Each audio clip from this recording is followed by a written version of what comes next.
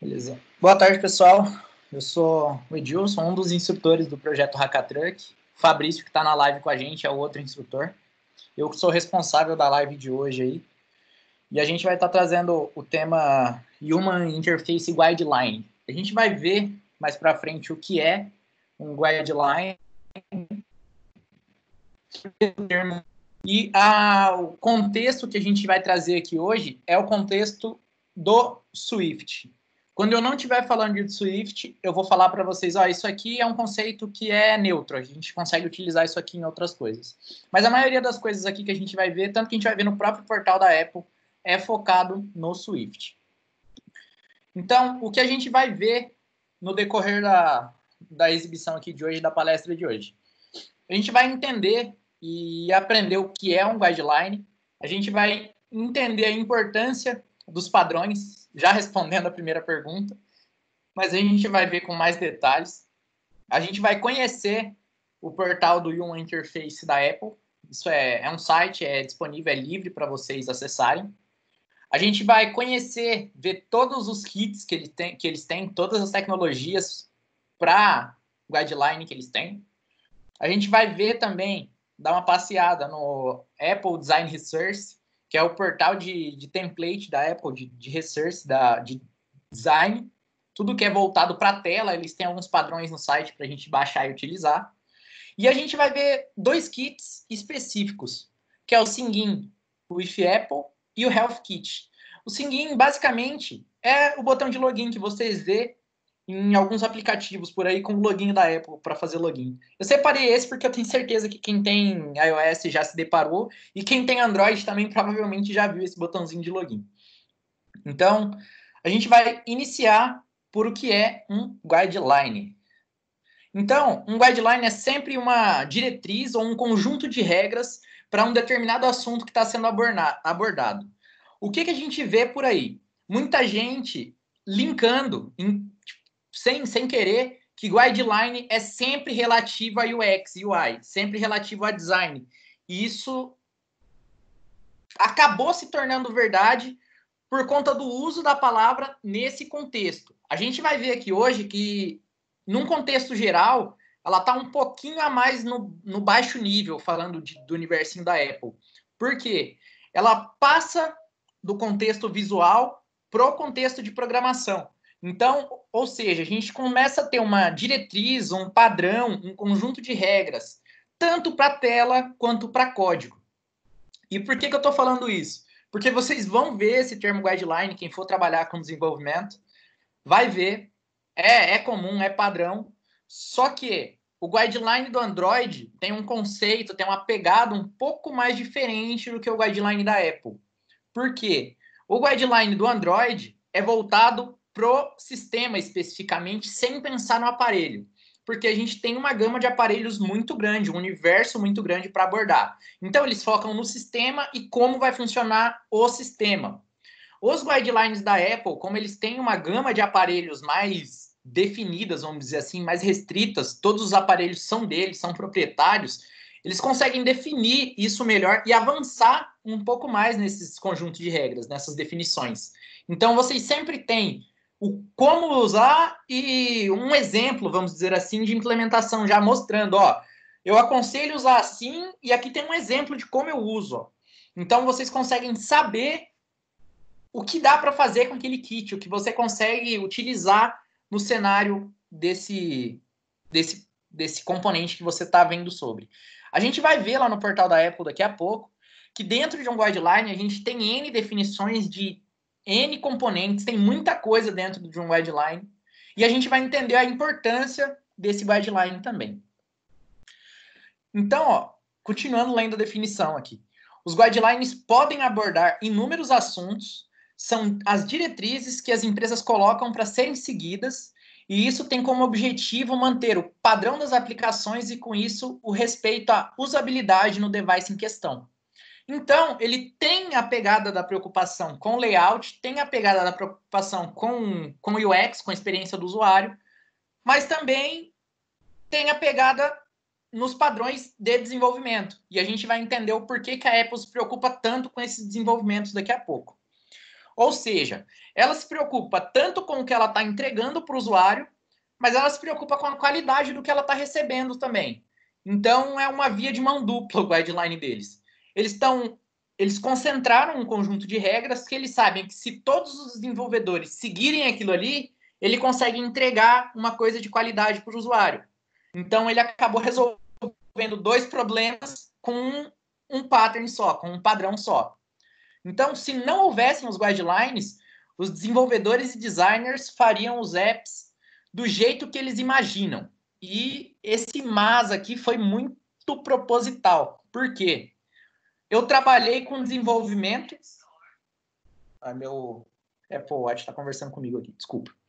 Eu trabalhei com desenvolvimento e a gente continua fazendo o app do jeito que a gente quer. Eu não trabalhava especificamente com mobile, mas a gente tinha os padrões também para web. E muitas das vezes a gente adapta padrão para resolver um problema que a gente tem. E é comum fazer isso. Não tem problema você combinar 2 padrões, vamos dizer assim. Em vez de você fazer 2 ações, você pega um pedaço de um pedaço de outro e unifica.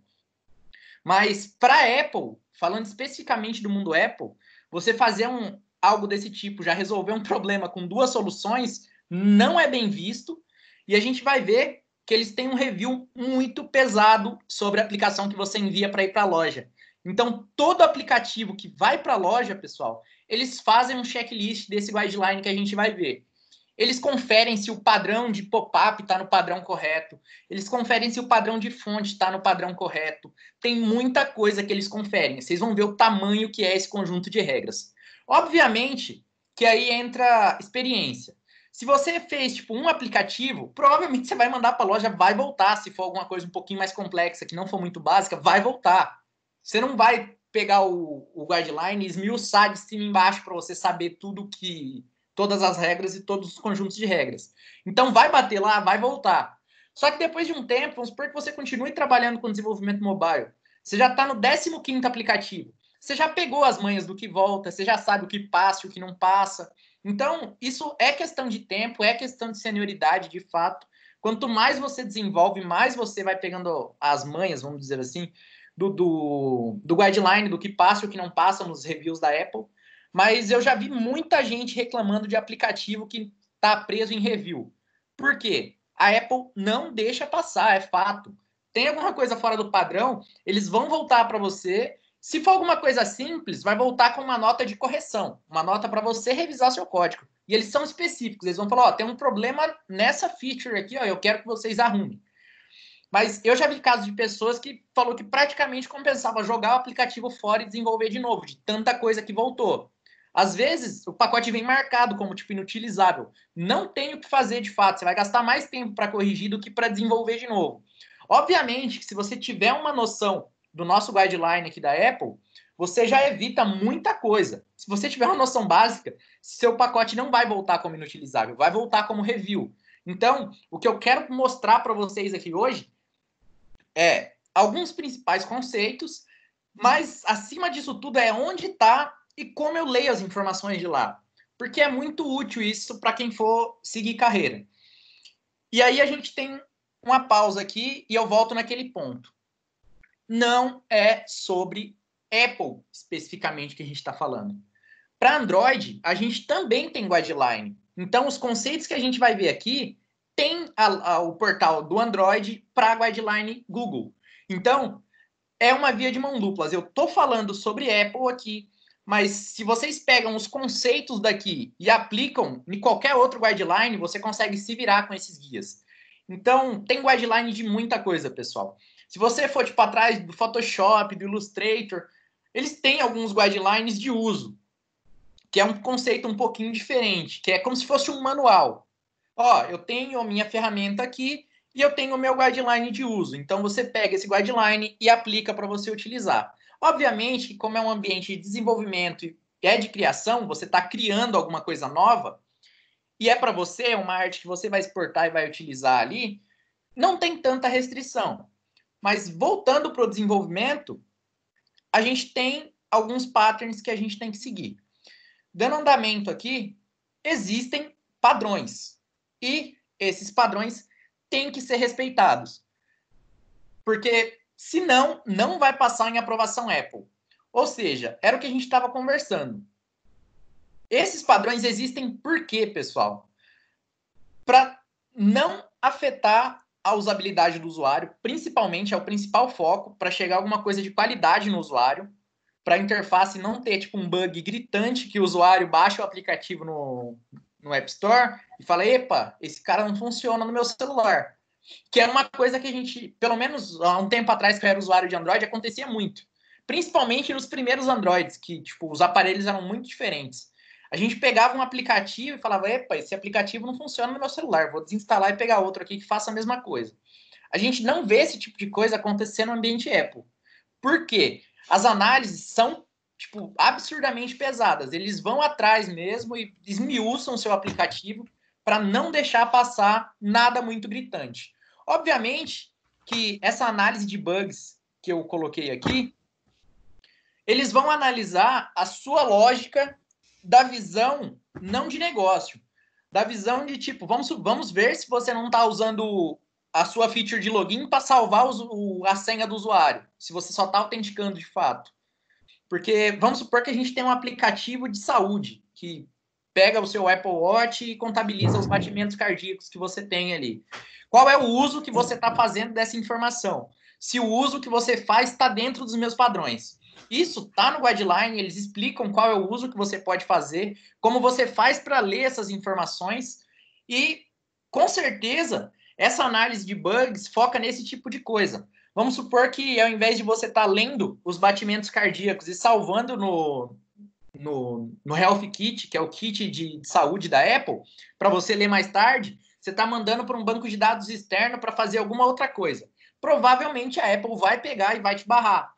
Então, essa análise deles vai desde segurança até usabilidade. Então, tipo, a gama de filtro deles é muito grande.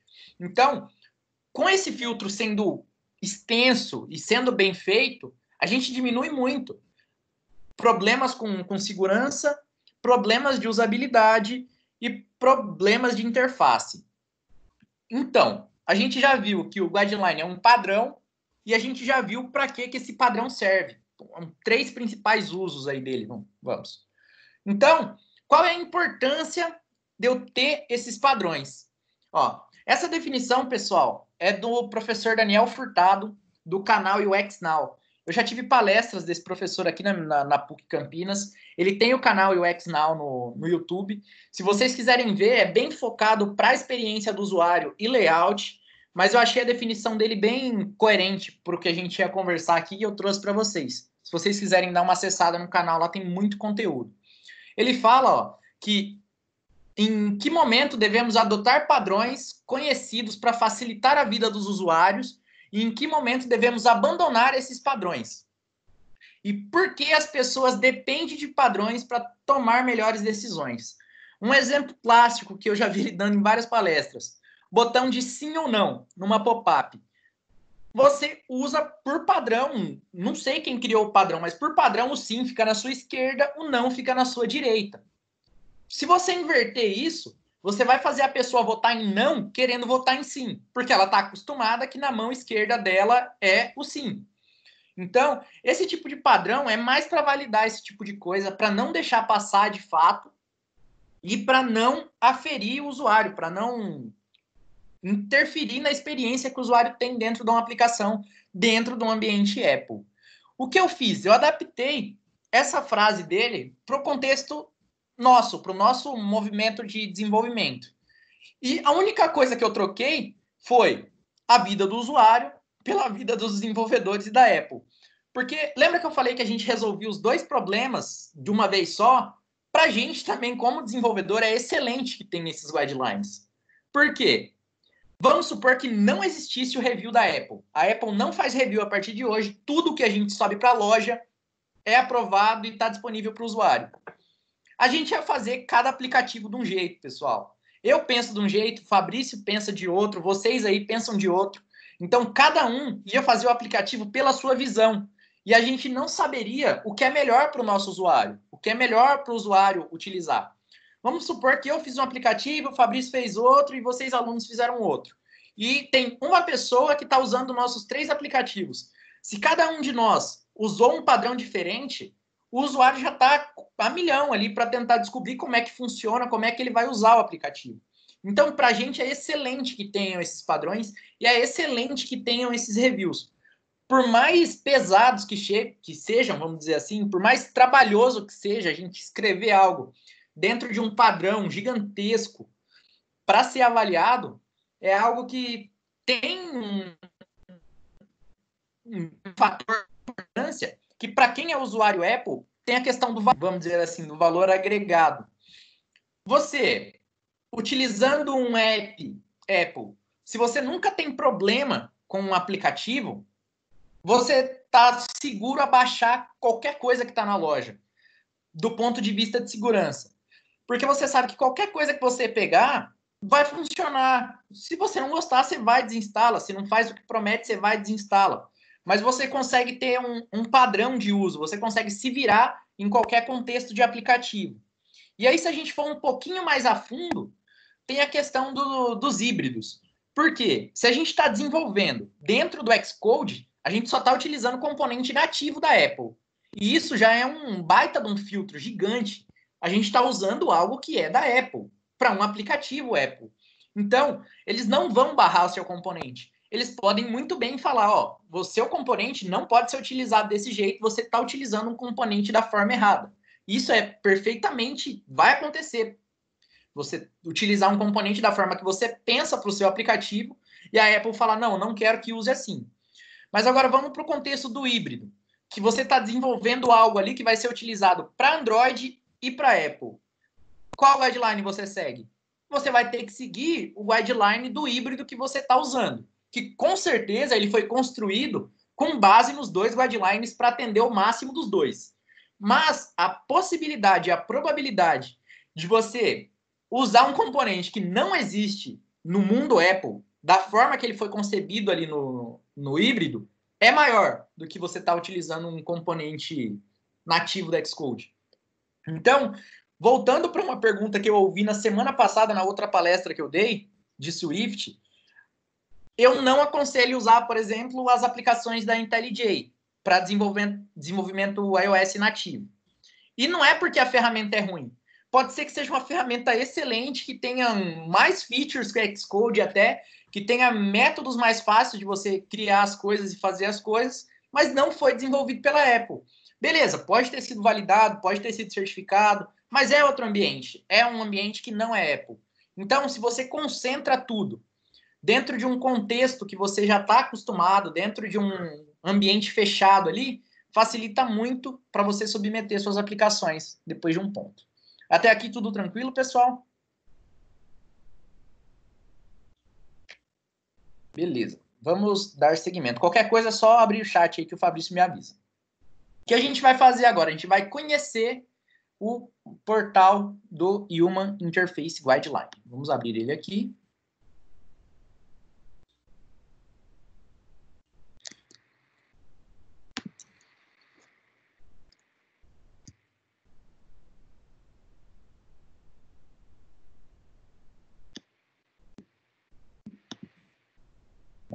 Carinho, só tem uma aba aqui para facilitar. Ó, esse cara é o nosso Human Interface Guideline. Vamos traduzir ele aqui. A primeira coisa que ele vai falar para a gente de cara quando a gente entra é essa divisão por plataforma que a gente quer desenvolver, pessoal. Ou seja, quando você vai desenvolver um aplicativo, por mais responsivo que ele seja, por mais genérico que ele seja, ele vai se enquadrar em uma dessas categorias. Ou seja, macOS, se é um aplicativo para Mac, iOS, se é um aplicativo para iPad e iPhone, watchOS, se é um aplicativo para o Apple Watch, e tvOS, se é um aplicativo para Apple TV. A gente está sempre dentro de um desses 4 globos, de um desses 4 contextos. Dentro de cada um desses contextos, pessoal, a gente vai navegar aqui dentro do iOS. A gente tem uma série de possibilidades e divisões. Ó, na nossa barra lateral esquerda aqui, a gente tem, ó, informações sobre o iOS mesmo. Então, sobre tema, sobre princípio de design que a gente tem que utilizar. A gente tem informações sobre arquitetura do aplicativo. Então, como o nosso aplicativo tem que ser criado, como a gente vai fazer a tela de launching dele, que é aquela tela de inicialização antes de entrar no aplicativo.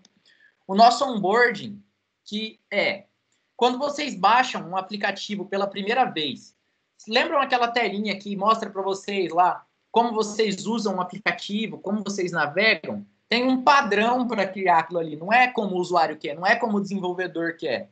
Então, a gente tem um padrão para a gente utilizar e o onboarding especificamente pode ser utilizado para quando tiver atualização.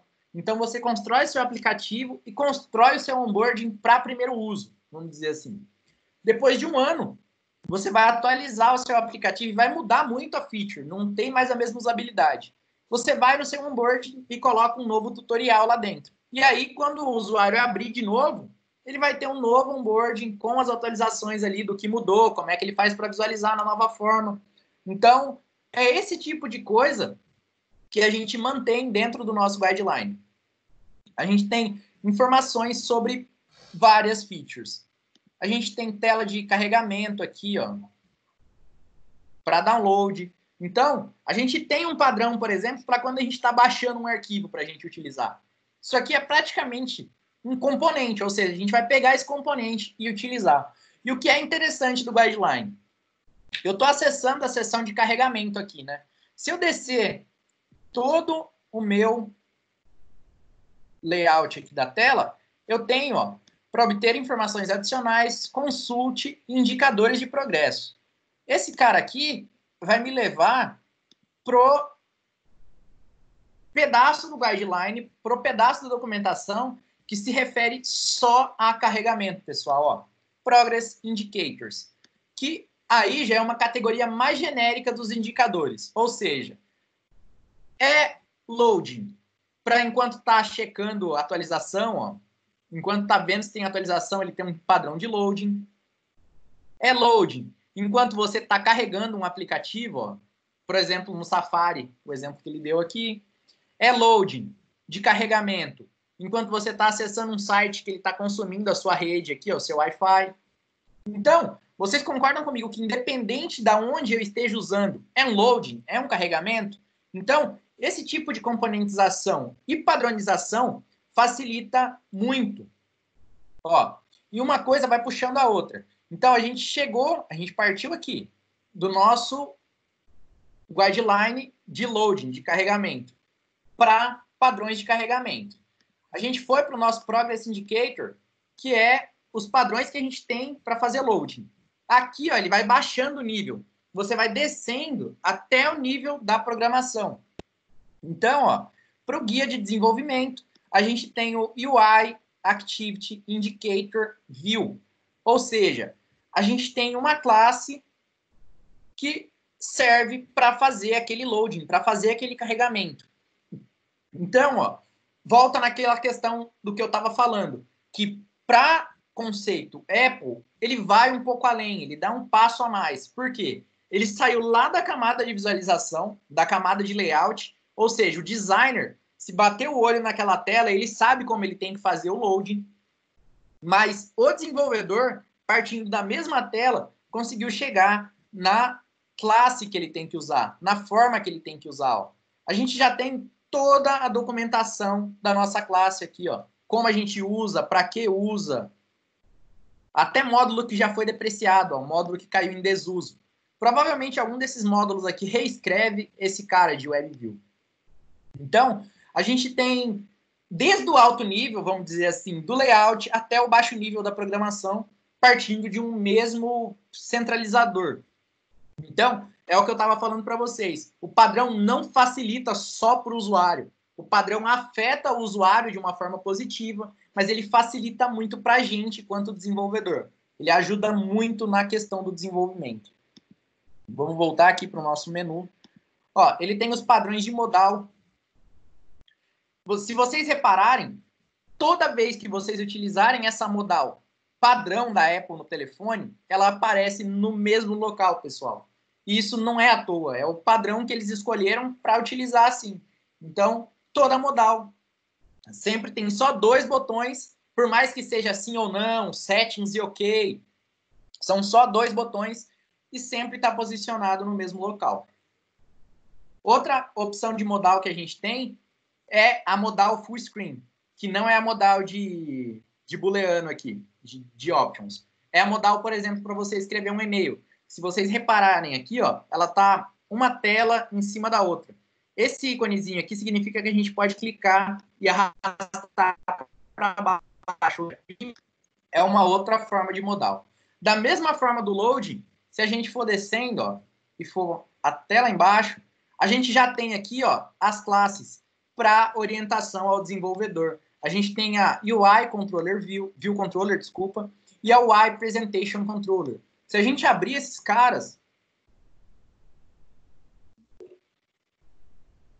já é total padrão de desenvolvimento, já é pro desenvolvedor.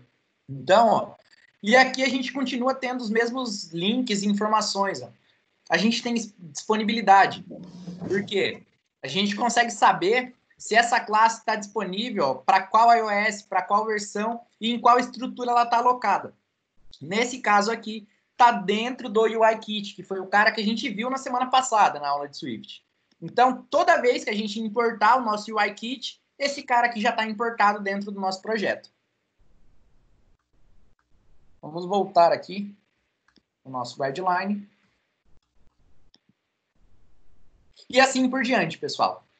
Aqui, ó, saindo da categoria de arquitetura, a gente tem a parte de interação com o usuário, que já é a parte que é mais voltada para layout, que é mais voltada para interface.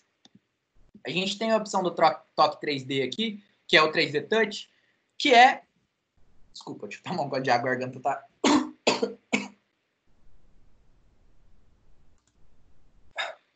Desculpa. Que a gente tem a opção do 3D Touch aqui, que é aquela opção da gente clicar e aumentar a força no toque.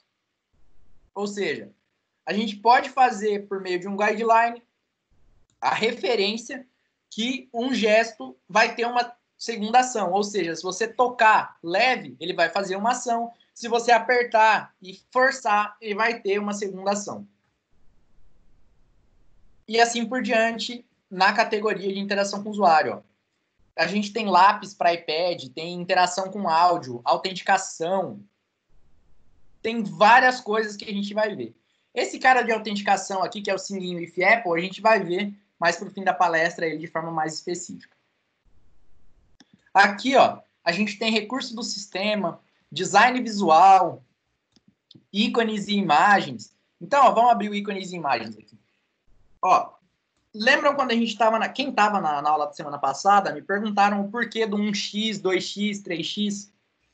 Ó, ele tem toda a documentação no guideline, explicando o que é cada imagem, o tamanho que tem que ser cada imagem e o porquê desse tamanho. Por exemplo, sempre que tiver um X, é uma imagem de 10 por 10 pixels. 2x, 20 por 20. 3x, 30 por 30. E aqui, ó, a gente tem o dispositivo que vai usar cada uma das imagens. Ó. Um iPad Pro de 12 vai usar o 2x. Um iPhone XS Max vai usar um 3x. Então, você tem a listagem aqui de dispositivos e fator de escala que usa das imagens. Por isso que a gente tem que utilizar todos aqueles campos quando a gente for adicionar uma imagem. Se eu abrir no iPhone XR, ele vai pegar a imagem que está no 2x. Se eu abrir no iPhone XS, ele já vai pegar a imagem que está no 3x. Então, se a gente exportar uma mesma imagem com vários tamanhos e colocar lá no nosso guideline, no nosso Xcode, desculpa, de qualquer aplicativo que a gente abrir esse cara, a nossa imagem vai estar íntegra lá e funcionando, com a resolução específica daquele aparelho. Então, a Apple achou essa forma de padronizar para estar utilizando. E aqui, assim por diante, a gente tem os padrões para ícone de sistema, para ícone customizados. Então, tem várias informações. E a gente tem, vamos descer aqui até extensões, que são teclados personalizados, ou seja, você consegue trocar o teclado dentro da sua aplicação e usar um teclado que não é o oficial da Apple, por exemplo. Fornecedor de arquivo. O padrão Apple é o iCloud. Por quê? A integração de backup dela é com o iCloud. Então, eles fornecem a recuperação de arquivos do iCloud dentro do seu aplicativo. Você consegue integrar seu aplicativo com o iCloud Drive para pegar algum arquivo que está lá e manipular o arquivo. Então, a gente já deu uma navegada aqui por cima no nosso portal para a gente conhecer, dar um overview, e agora a gente vai dar alguma aprofundada em alguns tópicos. Tecnologias. O que são os kits da Apple? São os pacotes de desenvolvimento que agrupam features sobre o mesmo tema. Ah, mas o que são esses pacotes? Vamos pegar de exemplo um dos kits bem utilizados aqui. Ó. Ah, cadê meu mouse? Achei. Vamos voltar aqui no nosso IHC. Aqui na home, pessoal, no Human Interface Guideline, ele tem um link de tecnologias. Esses são os pacotes que tem dentro do Swift, que o Swift pode utilizar para resolver algum problema. Ou seja, eles têm acessibilidade, que, como o nome diz, é um pacote voltado para acessibilidade. A gente vai dar um acesso nele aqui já para a gente ver o que tem. Tem um pacote para AirPlay, que é para a gente conseguir espelhar conteúdo, por exemplo, do celular no Mac, do Mac na Apple TV, do relógio no celular. É um pacote para conectividade. A gente tem um pacote multimídia aqui de clipe em aplicativo. Tem o Apple Pay, que é voltado para pagamento, independente da plataforma que você tiver. O kit vai te atender. A gente tem uma plataforma de AR aqui, um kit de AR, que é um kit voltado para a realidade aumentada. Vamos abrir ele aqui, ó. Tem informação para vocês entenderem melhor o que é cada kit. Ó, o AR Kit é voltado para a realidade aumentada. Ele é focado na realidade aumentada. Então, ó, a gente tem um exemplo, uma imagem aqui, que é você ver uma folha em 3D e conseguir rotacionar ela, aumentar o zoom, tipo, ver ela em 3D, como se fosse uma realidade, mas colocando ela no seu ambiente. Então, com o AR Kit, olhando pela tela do celular, você consegue adicionar um vaso de flor, por exemplo, na sua mesa, aqui na sua frente. E você olhando pela tela do celular, você vai estar vendo a sua mesa e o vaso de flor. É a ideia do Pokémon, que a gente tanto utilizou algum tempo atrás aí, que foi febre. É o AR Kit que faz aquele tipo de coisa, de colocar um objeto no mundo real, no seu contexto. Então, ó, ele dá todas as instruções para você conseguir criar um app utilizando o AR Kit. Tudo dentro do nosso guideline, é o nosso manualzinho de instruções aqui para a gente aprender a utilizar algum dos kits da Apple. Ó, ele tem um indicador específico aqui que ele vai mostrar para você onde vai cair o seu objeto no mundo real, onde vai estar fixado o seu objeto. E tudo isso está definido dentro do guideline. A gente tem, ó, as opções de manipulação direta, que o kit já fornece para você. Uma vez que você está com o modelo 3D pronto e imputa esse modelo dentro do app, essas ações, ó, de, por exemplo, rotacionar para a direita e rotacionar para a esquerda, se o seu objeto estiver íntegro, a Apple já tem toda essa interação pronta dentro do AR Kit. Ou seja, você não precisa desenvolver essa rotação. Você precisa colocar o seu modelo ali dentro e usar já o pacote que tem pronto. Então, tem muita coisa pronta. Questão de espaço, ó, limite para você mover um objeto dentro do seu contexto. Então, tem muita coisa pronto já que a gente, olhando para o guideline, olhando para a documentação, a gente consegue utilizar. Vamos voltar lá para a nossa lista. A gente tem packages de Business Chat, CareKit, CarePlay. O CarePlay é muito interessante, que o protocolo do Bluetooth dos carros, quando você conecta no celular, conecta num relógio, ele já te informa que aquele Bluetooth é de um carro. Se vocês repararem, quando você conecta o Spotify no aparelho do carro, ele já muda a interface. O Spotify, muito provavelmente, está usando as funções do CarPlay. Por quê? Ele já fica responsável por mudar a resolução, diminuir as funcionalidades da tela, para quando você está dirigindo, você não ter que ficar procurando a função. O botão de passar a música, por exemplo, ocupa metade da tela quando você está conectado em um Bluetooth de carro. Então, são esse tipo de solução que está documentado dentro do nosso guideline para a gente poder utilizar. A gente tem a central de jogos. O central de jogos também é muito utilizado. O Angry Birds usa bem isso, que é uma sala de troféus que não fica alocado dentro do jogo. Fica alocado na Apple. Ou seja, o Angry Birds registrou dentro de jogo e falou, eu tenho tal troféu e tal troféu. Quando o usuário concluir tal ação, o troféu é dele. Só que, pelo centro de jogo ser Apple, ser concentrado na Apple, todo mundo consegue ver. Então, seus amigos conseguem ver os troféus que você tem. Então, esse tipo de solução de gamificação também é muito bem utilizado. Porque imagina você se cadastrando numa sala de troféus do Angry Birds. Você não ia fazer isso. Já na da Apple, como você já tem a conta, já está logado, você já tem essa central de jogos, já tem essa central de troféus. Então, você já consegue compartilhar com seus amigos, se você quiser, de forma muito mais fácil e integrada, porque é uma coisa que todo mundo tem já de default, de padrão. A gente tem o Health Kit, que a gente vai dar uma navegada nele já já, que tem muita solução na área da saúde. Tem o HomeKit, que é para você conectar em casas inteligentes. Então, você consegue controlar a sua lâmpada, a sua TV, conectar a Siri para desligar a lâmpada. Tem muita coisa que você consegue utilizar. O iCloud, tanto na questão do acesso de arquivos, quanto na questão dos backups. É muito interessante. Compras dentro do seu aplicativo. Fotos ao vivo. Tem pacote de machine learning. Pacote de mapa. Esse pacote a gente vê no caminhão, quando a gente está nas aulas presenciais. A gente tem o Research Kit, o Singing with Apple, que é um cara que a gente vai ver, que é o login Apple. Tem os pacotes da Siri, para a Siri interagir com o seu aplicativo. Tem pacote de mídia social, assinatura, símbolo, carteira e o WideGet. Então, para cada tópico desse que eu falei, pessoal, a gente tem uma documentação extensa e massiva, que sempre o fim desse cara é na documentação do Swift para implementação. Então, se daqui a um tempo alguém for trabalhar com mobile, tiver alguma experiência com desenvolvimento mobile, não esqueçam disso aqui. Obviamente, se você tiver um problema, você vai jogar no Google, provavelmente você vai cair no Stack Overflow da vida com uma solução mais técnica, mais voltada para o seu problema específico. Mas se você entrar em um lugar desse aqui, você tem todas as informações e você consegue se virar também para resolver o seu problema. Então, avançando aqui. O Apple Design Research, que são os templates da Apple. Esse cara é uma outra área do nosso guideline que é mais voltada para mockup, pessoal, que são mockups. Você criar as primeiras versões do seu aplicativo antes de começar a desenvolver.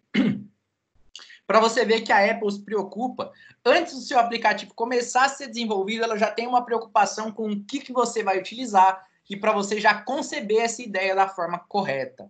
A gente vai dar uma navegada no Apple Design Interfaces aqui, porque eu baixei alguns arquivos para a gente ver já. Mas, ó, dentro do mesmo portal do IHC aqui, a gente tem uma área aqui de recursos, ó. Se a gente clicar aqui,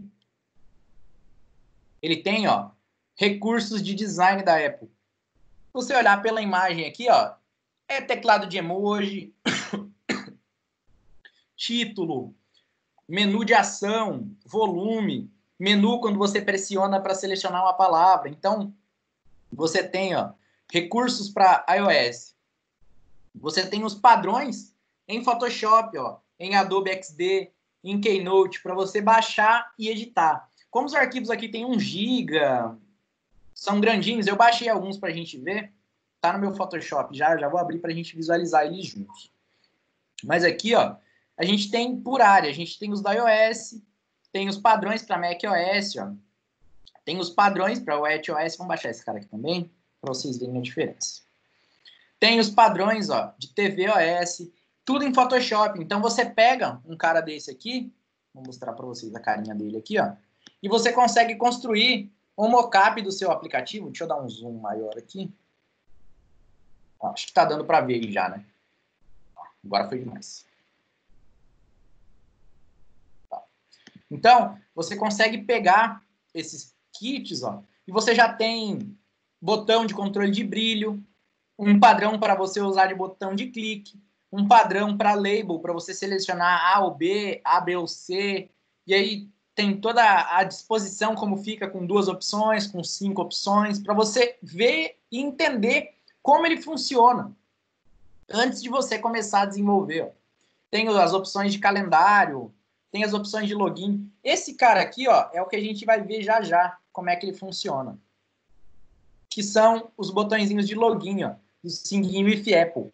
Que nada mais é que você logar em uma aplicação terceira com sua conta Apple. Isso aqui é um negócio relativamente novo. A Apple não liberava. Os logins da Apple só fazia login nas contas Apple mesmo. O máximo que fazia era o iCloud, que era um produto deles.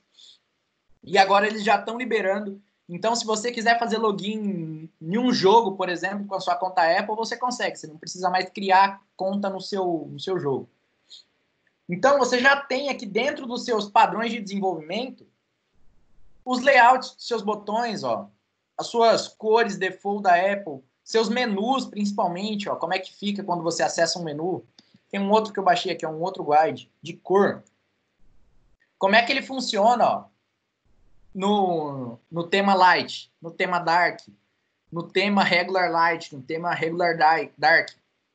Para a gente, quanto usuário, a gente só define Dark ou White, ou seja, a gente só seleciona o tema preto ou branco. Quanto desenvolvedor, ó, olha quanta opção a gente tem. A gente tem um Dark bem escuro e tem um Dark bem mais transparente, ó. Então, a gente consegue manusear o nosso aplicativo, criar o nosso aplicativo da forma que a gente quiser dentro dos padrões que a Apple tem. Então, esse tipo de interface aqui, para a gente criar mockup, é muito interessante, pessoal, porque ele já vem picadinho aqui para a gente, ó. Vou pegar um desses caras aqui. E aí a gente consegue editar um cara específico, por exemplo. Vamos supor que eu gostei dessa pop-up aqui, eu quero pegar essa pop-up e levar para dentro do meu aplicativo. Você vem aqui, pega a camada dela, copia a sua pop-up, ó, tipo, troca o texto que você quer e o seu layout vai ficar fidedigno ao padrão Apple, porque você está utilizando os componentes da Apple. Uma outra forma que eles disponibilizam isso para quem não tem Photoshop é no Keynote. Keynote, pessoal, é como se fosse o PowerPoint padrão da Apple. Você consegue converter online Keynote em PPT. Então, vocês conseguem pegar esses padrões e utilizar para o que vocês tiverem interesse. Ó, esse aqui já vem descrito antes o que é cada coisa. A gente tem uma aba de System Colors aqui, que tem as cores padrão que a gente consegue acessar de dentro do Swift. A gente tem os padrões de preto e branco aqui com as nomenclaturas que o Swift dá, ó, um Dark Elevate, a escala de cor que ele tem. A gente tem os templates, ó. A gente consegue pegar os templates celular, por exemplo. Ó. Se você quer montar um mockup bem realista, você vem aqui, pega esse cara, ó, é editável, você consegue trocar as imagens aqui, ó. Adicionar uma nova imagem na carcaça do iPhone aqui, por exemplo. Ó, e ele já fica padrão, você não consegue nem arrastar o iPhone, a sua apresentação fica pronta já, ó. Você vem com a imagem que você quer e adiciona dentro do seu mockup aqui. Então, são coisas que são bem interessantes, ó. Você consegue, tipo, manusear tudo, fazer alteração das imagens aqui para a sua apresentação. A gente tem opção de atualizar o texto, por exemplo, ó, dentro da nossa apresentação, para você utilizar isso aqui realmente como apresentação. Então, a Apple já dá até um padrão para você apresentar seus projetos.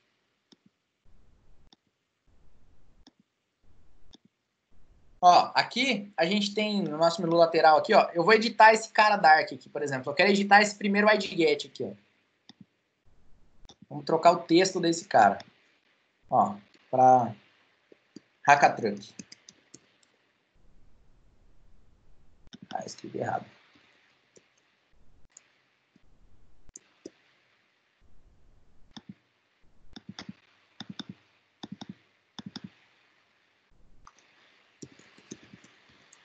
Ó, você consegue editar o seu padrão de tela, ó, você consegue editar o seu modelo, o seu layout, direto dentro do pattern que a Apple disponibiliza para vocês baixarem. Ó, eles têm exemplo de menus, quando você aperta e segura. Esse cara aqui é o 3D Touch, funcionando. Quando você pressiona e segura, ele aparece um menu. Então, a gente tem, ó, é bem extenso aqui, vou dar uma adiantada para a gente não perder muito tempo com isso. Mas ele tem padrão de hora, ó, padrão de relógio, de título, de busca. Tem muita coisa para vocês utilizarem, muita coisa mesmo para você montar mockup. E tudo já com os padrões da Apple, com os padrões que ela espera que você use. Então, por mais que você não quer montar o mockup, se você pega um cara desse aqui, você já sabe como você se comporta na hora que você for adicionar no Swift lá. Como é que você faz para... Vamos abrir aquele cara do WatchOS que a gente baixou, para vocês verem a diferença do kit.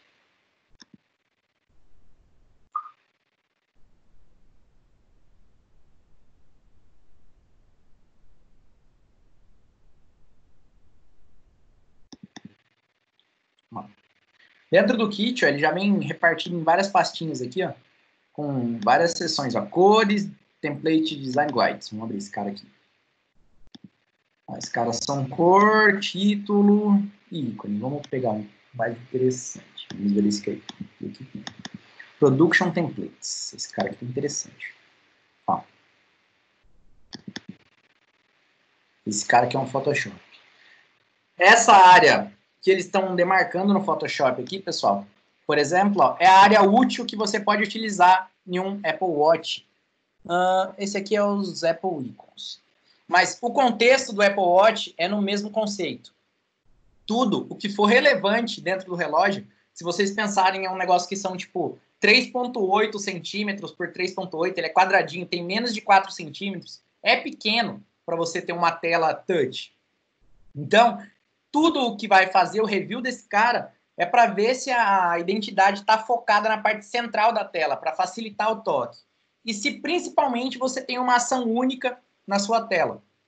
Tudo isso está descrito no padrão do guideline do WatchOS, ou seja, você consegue visualizar tudo o que você consegue fazer no seu WatchOS dentro da área útil da tela dele.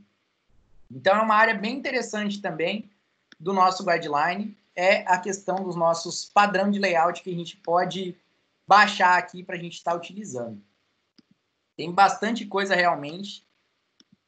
Então, tem muito arquivo que a gente consegue baixar para utilizar dentro das nossas tecnologias do Guideline. Vamos avançar aqui. E a gente vai ver agora os dois kits que eu falei, que é o Singing with Apple, que eu já acabei falando o que ele faz ali, mas a gente vai dar uma passada ali só para a gente ver. E o Health Kit, que é o kit de saúde. Vamos lá nas nossas tecnologias. Vamos abrir os dois aqui já. Health Kit, vamos abrir nova aba. E abrir o Entrar com Apple. Vamos ver se tem a data aqui que ele foi lançado. Ó, ele tem até um exemplo aqui, ó, do aplicativo Kayak, que é o aplicativo de busca de voo, que é da Booking. Agora, a Booking permite que você faça cadastro no portal deles com o botão da Apple. Ou seja, a Apple te obriga a ter uma conta Apple no seu telefone, da mesma forma que o Android obriga você a ter uma conta Google. Mas todo aplicativo tinha geralmente o padrãozinho do Google lá, que desenvolvedor que implementava tinha o botão para você fazer login. O Apple demorou para fazer isso, com certeza por implicância de segurança, por N motivos. Mas eles demoraram para adicionar e agora é disponível. Mas o que eu quero mostrar para vocês aqui, ó, como é que funciona a documentação dele. Ó, ele já dá um link para a gente aqui, ó, dos serviços de autenticação, de como esses caras funcionam, a gente vai abrir eles para a gente ver. Ó, ele tem uma outra interface aqui, ó, para você fazer login também.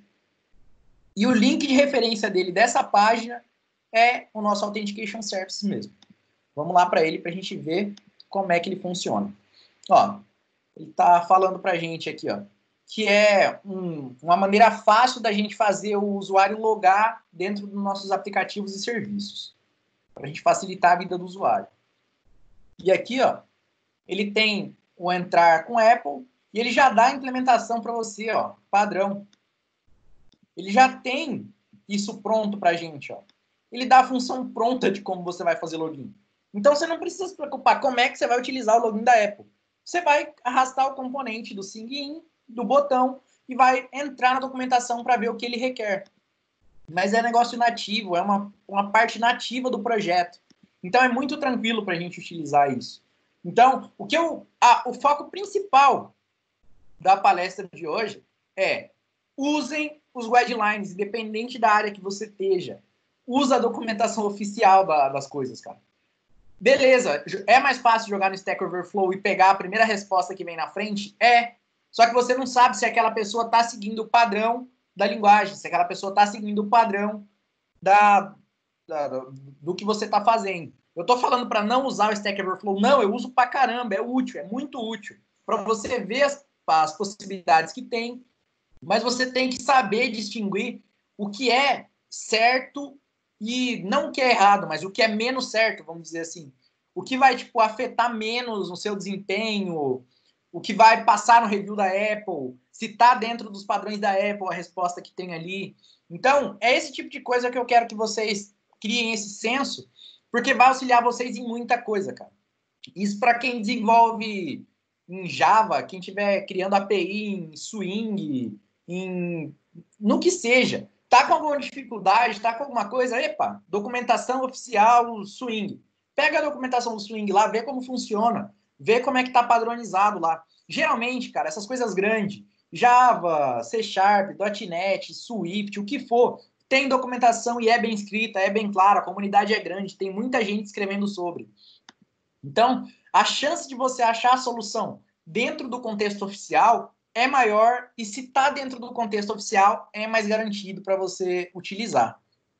Então, só para mostrar para vocês aqui, ó, que do Syngin é muito tranquilo usar. E a disponibilidade, para vocês verem que é recente, é a partir do iOS 13. A gente está no 14 agora. Então, é a segunda versão que está disponível, essa feature de fazer login com a Apple. É realmente novo. Vamos voltar pro Health Kit agora.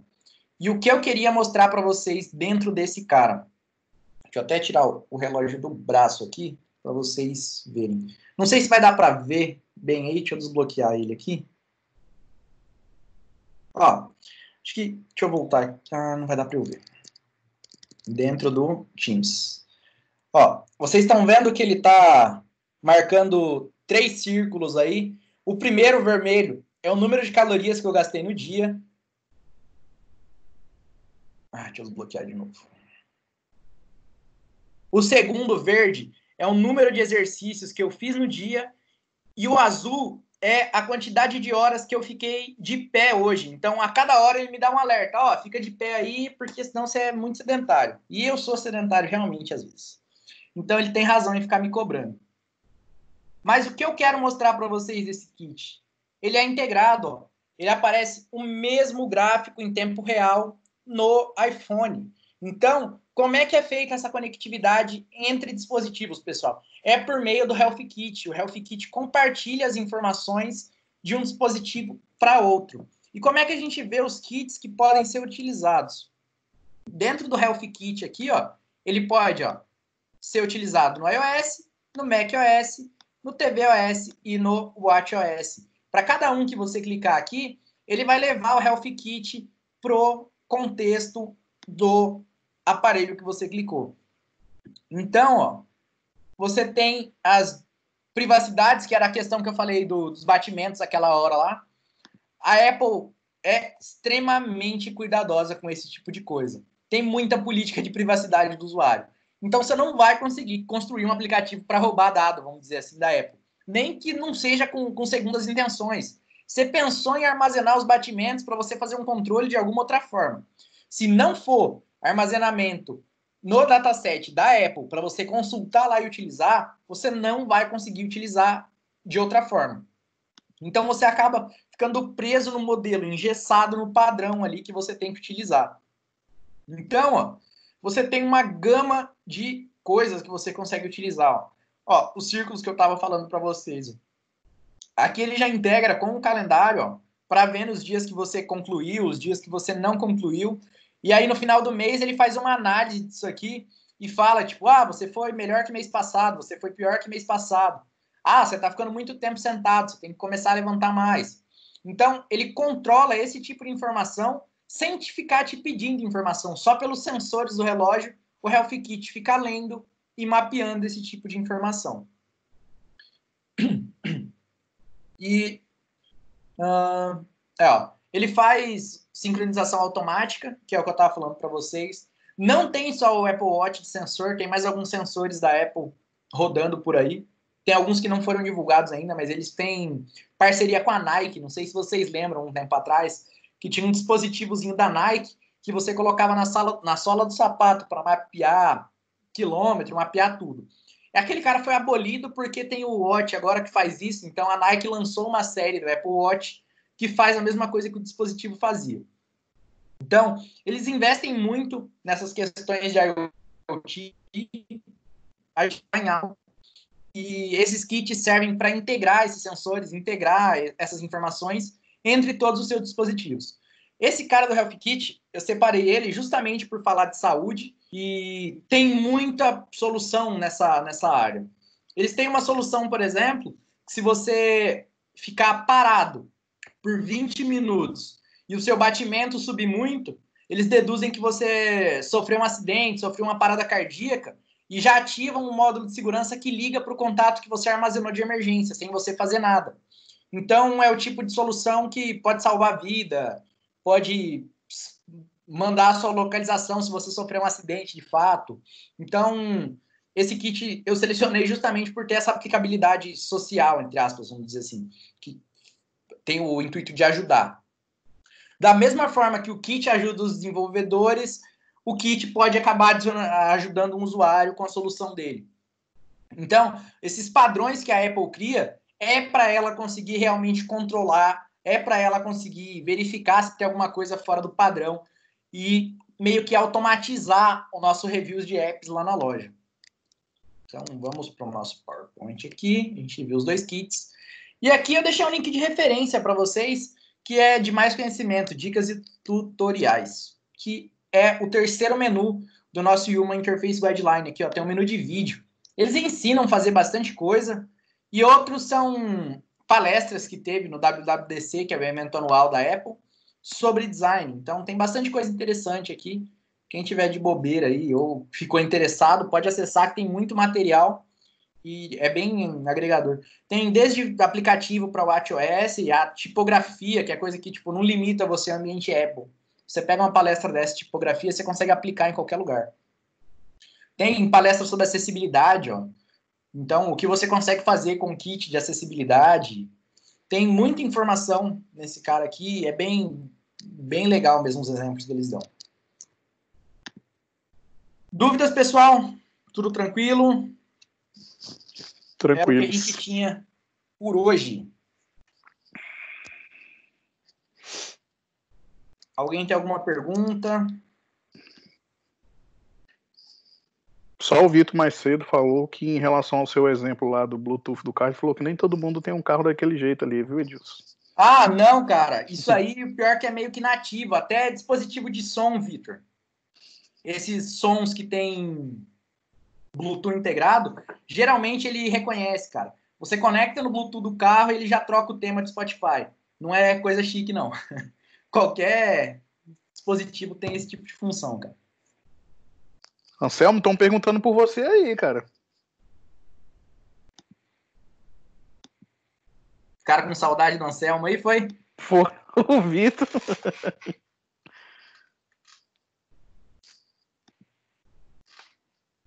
Ah, valeu, Vitor. Obrigadão. Valeu, Ruslan. Sim, cara. Com certeza já vai estar disponível lá assim que eles liberarem. Se já não tiver, eu não passei batido ali, Vitor. Mas com certeza vai aumentar essa parte nos guidelines, sim. E é uma parte que eles vão pegar muito no pé, cara. Porque a Apple relutou tanto para não adicionar esses guidelines por questão de usabilidade mesmo, por desenvolvedor querer colocar um widget em cima, outro querer adicionar um widget embaixo. Então, com certeza vai vir um guideline bem específico aí sobre como utilizar os widgets.